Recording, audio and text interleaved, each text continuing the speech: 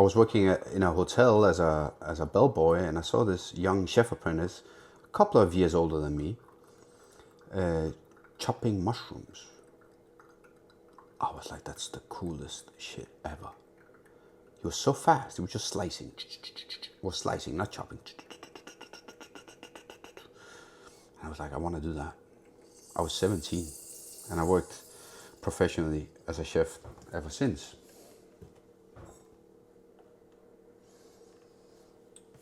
There's a lot of things that I miss about my former life.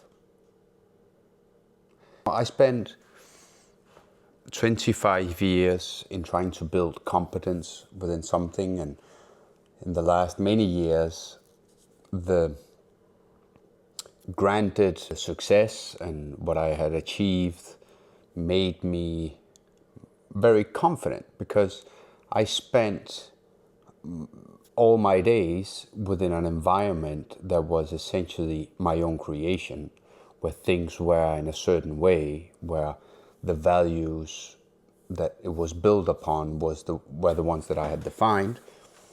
And that makes some parts of life a little more simple. So strangely enough, as I sold all my restaurants and decided to take the leap into a different kind of life, I've won a lot, but I've also lost some things. When you are the head chef and the owner of a restaurant, there's an easy way to be around people where it's sort of defined up front. I think we as people spend so much time in calibrating socially, and when you're the boss, that part becomes easy. And I think that honestly, that's been something that I've never been very good at personally. So being the owner of a restaurant, being the chef, and being sort of the public face of a restaurant, everybody knows you, and that's helps you because it gives you a role to play. And we all play a role, whether we like it or not. And I think a lot of the anxiety that social gatherings can give you is in part this having to define a role and living up to it. So when you live your life where your role is so well defined,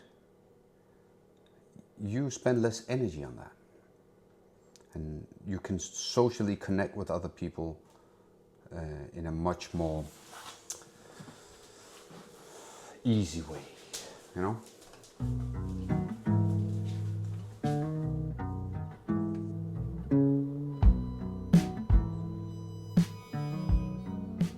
I do miss it. I do miss the simplicity of it to some extent, because strangely, there was a lot of complexity in it, but there was also a lot of simplicity in that everyone has some sort of connection to you. That is simple.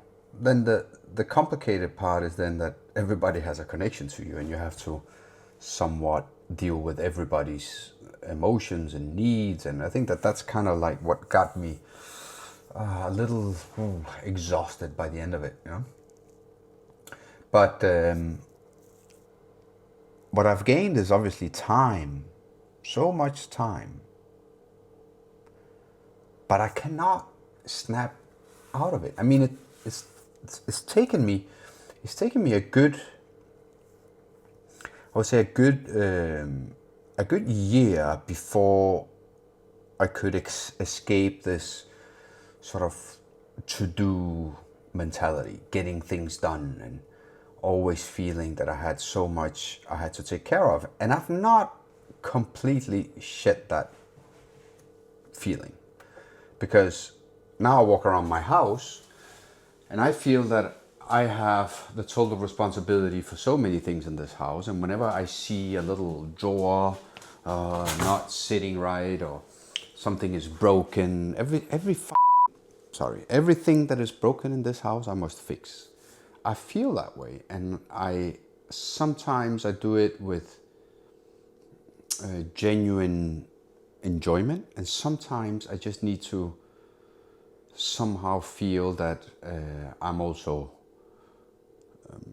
contributing with something. Things need to move forward. I've moved forward at a pace that was unbelievable for 20 years plus. And now I'm closing in on my mid-40s, and I have to start considering to slow down and appreciate. Now, my big mantra for many years was move fast and get shit done.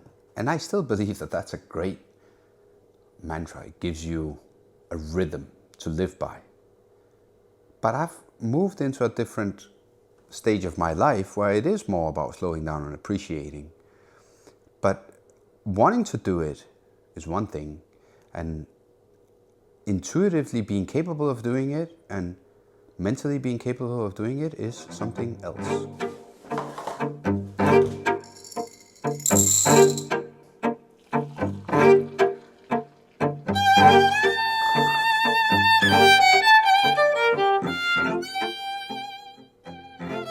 What I find is that no matter how well you're put off, no matter how good a job you have, no matter how much money you have, there's always this urge to do more, to do better.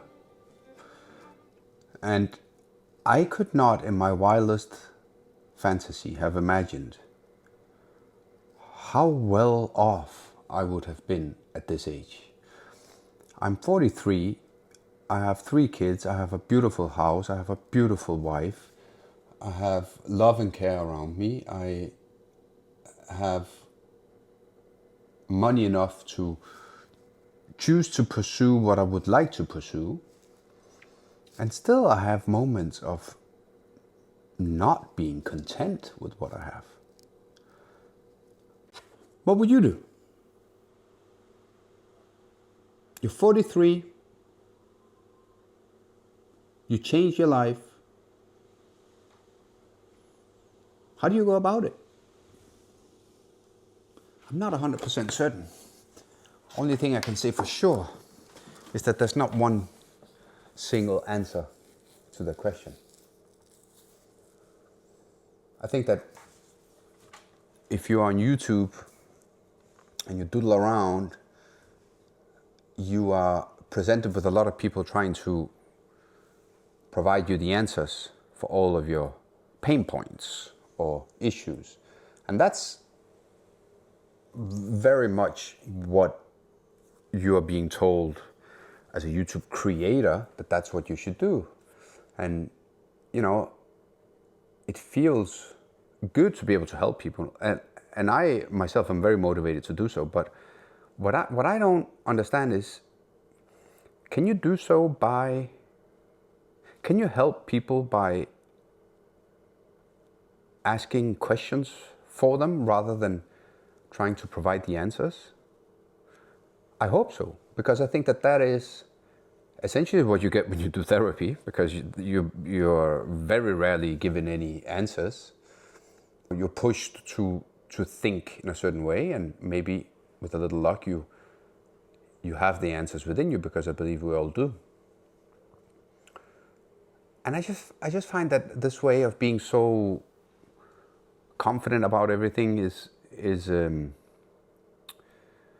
how it's kind of used to shine through on video and on social media. And there's an element about it that strikes me a little disingenuous. I think that that's sad. I don't think I have many answers. I'm still trying to figure it out, all of it, even though I've been extremely successful with everything I've done. You know, it doesn't make me certain about anything.